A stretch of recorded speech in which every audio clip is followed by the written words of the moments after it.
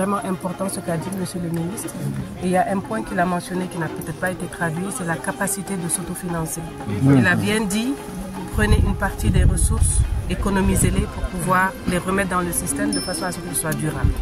Donc on a beaucoup parlé lors de notre séminaire de la durabilité des infrastructures, mais je pense que c'est vraiment le financement de l'opération et de la maintenance qui est important. Et c'est de là que je voulais rebondir en tant que bailleur, parce que nous pensons que c'est important.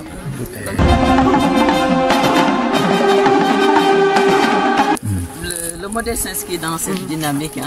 Tout d'abord, je crois que le défi ici, c'est de promouvoir un modèle d'irrigation innovant, durable.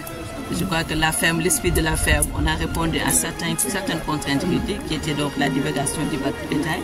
Donc une clôture est faite, l'utilisation, la mobilisation de l'eau avec le forage, la solarisation pour utiliser une énergie renouvelable, pas coûteuse, donc pour réduire vraiment les charges d'exploitation, avec aussi une efficience dans le système d'irrigation. C'est pourquoi l'option du goutte à goutte.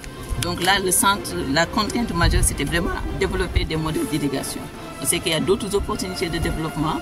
Vous avez dit, le FSRP sera une opportunité pour avoir une ferme intégrée où on pourra avoir de l'élevage et autres activités. Et maintenant, dans ce modèle aussi, on a beaucoup insisté sur les questions de durabilité. Et donc, comme je crois que l'agronome l'a un peu expliqué, il y a deux fonds qui sont mis en place. Un, c'est pour la maintenance et l'autre, c'est pour l'amortissement de l'équipement.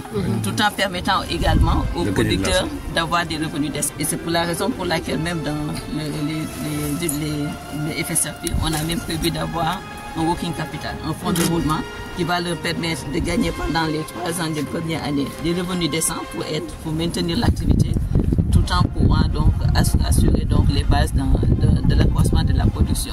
Et mieux encore pour la maintenance, il y a un contrat de maintenance qui est élaboré entre les bénéficiaires donc de la ferme et les prestataires de services pour que quand un candidat se retire, ils puissent prendre de manière indépendante donc la maintenance des fermes. Et on a des fermes quand même qui datent de 5 ans, mais qui sont vraiment à un niveau de croisière optimal, là, où la production est continue.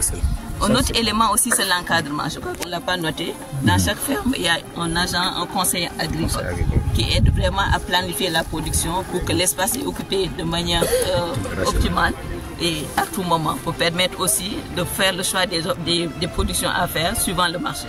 Parce que le marché, c'est important. Si tu produis à une période où le marché est saturé, les prix vont tomber. Aujourd'hui, ils vendent le gombo à 800 francs. Peut-être demain, c'est la bonne période. En hivernage, les prix vont fortement chuter. De même pour la pastèque. Donc, il y a tous ces aspects aussi d'encadrement qui sont très capitaux par rapport à ces modèles de ferme.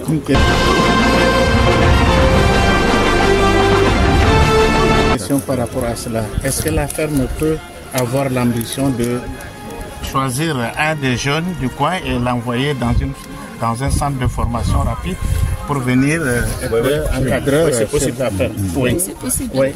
Non, je crois que ce serait pas mal.